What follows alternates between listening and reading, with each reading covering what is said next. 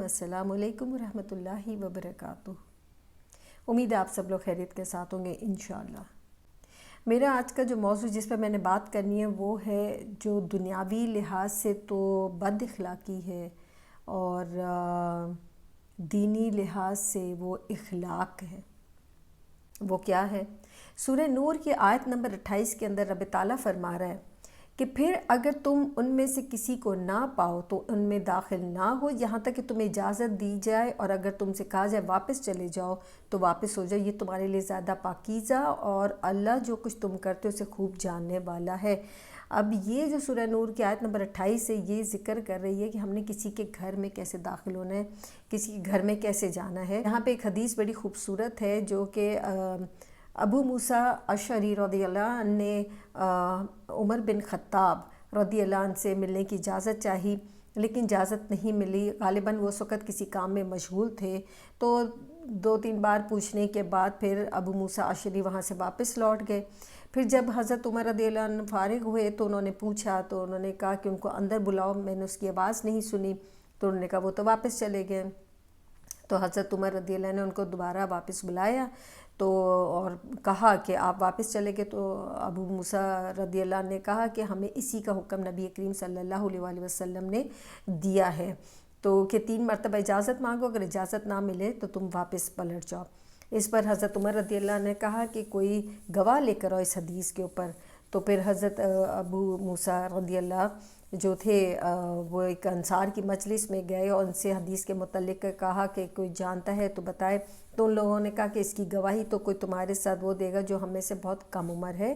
تو وہ پھر ابو سعید خدری رضی اللہ عنہ کو اپنے ساتھ لے کر گئے اور انہوں نے اس کی گواہی دی کہ یہ نبی کریم صلی اللہ علیہ وسلم نے فرمایا تھا اور حکم دیا تھا۔ تو اس پہ حضرت عمر رضی اللہ جو تھے وہ کہنے لگے کہ افسوس کہ میں یہ حدیث میرے سے پوشیدہ رہ گئی، کیونکہ میں اس وقت دنیاوی معاملات میں لگا رہا، بیچنے اور خریدنے کے، یعنی کہ وہ جو تجارت کرتے تھے۔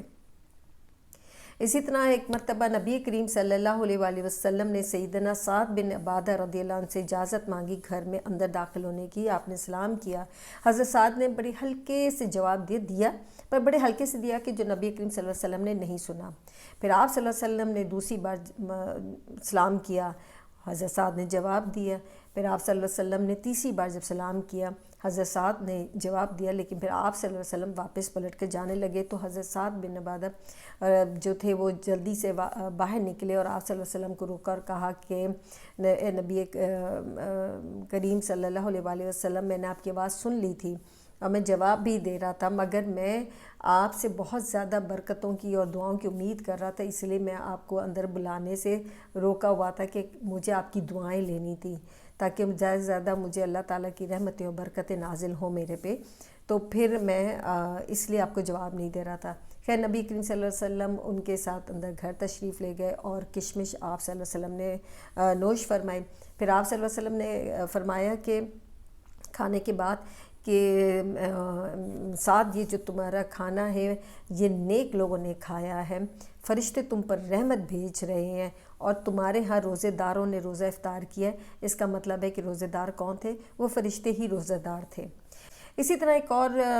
نبی کریم صلی اللہ علیہ وسلم سے ثابت ہے کہ سعد بن ابی وقاص تھے جن کے بارے میں یہ حدیث ہے کہ وہ نبی کریم صلی اللہ علیہ وسلم کے دروازے پر اجازت طلب کرنے کے لیے رکے اور دروازے کے سامنے یا دروازے کی طرف منہ کر کے کھڑے ہو گئے، تو نبی کریم صلی اللہ علیہ وسلم نے فرمایا کہ تمہیں اس طرح نہیں کھڑا ہونا چاہیے، یعنی کہ دروازے سے ہٹ کے کھڑے ہونا چاہیے اور پھر تمہیں اجازت لینی چاہیے۔ اس کی 2 وجوہات ہیں کہ ایک تو پہلے زمانے میں پردہ ہوتا تھا، دروازے تو ہوتے نہیں تھے زیادہ، پردہ ہٹ سکتا ہے، اندر جو عورتیں بے پردہ بیٹھی ہو سکتی ہیں، سر پہ دوپٹے نہیں ہو سکتے ہیں، یا کوئی لیٹا ہوا ہو سکتا ہے، یا کوئی کپڑے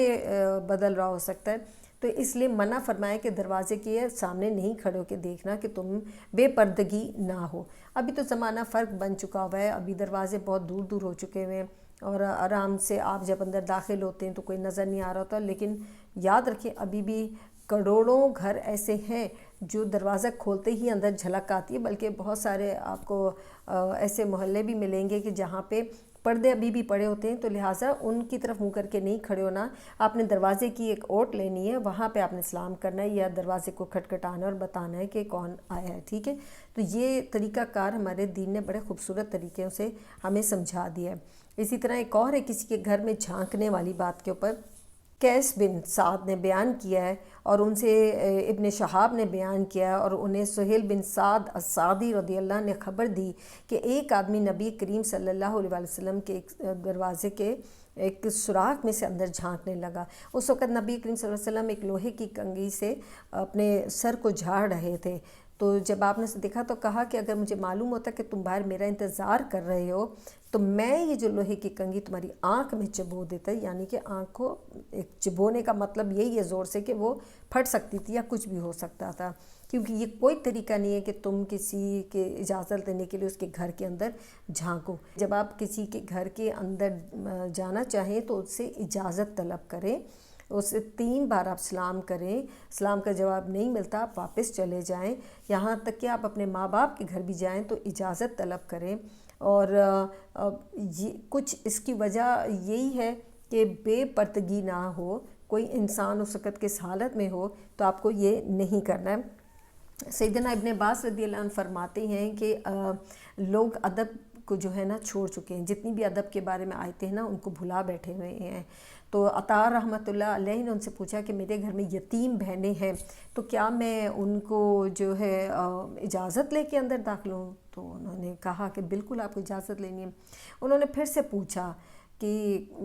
ایسے کنفرمیشن کے لیے کہ کیا میں واقعی اندر اجازت لے کے داخل ہوں؟ تو پھر حضرت سیدنا ابن عباس رضی اللہ نے جواب دیا کہ کیا تم ان کو دیکھنا چاہتے ہو کہ وہ بے لباس